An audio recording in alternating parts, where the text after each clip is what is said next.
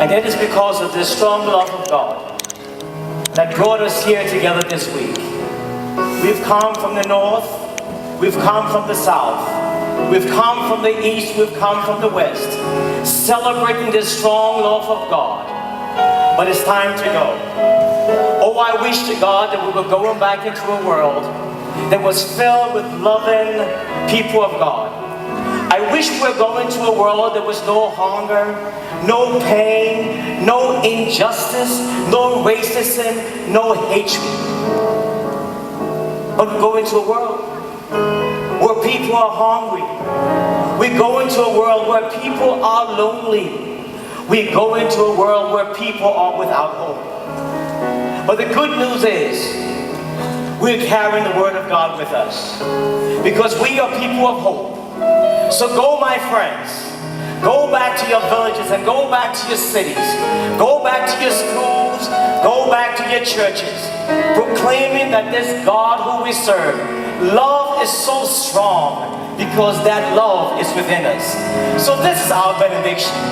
That may the love of Jesus Christ, may His presence of the everlasting Spirit be with us now and forevermore. Go in peace, carry the strong love of God, and God bless you and God keep you. Amen.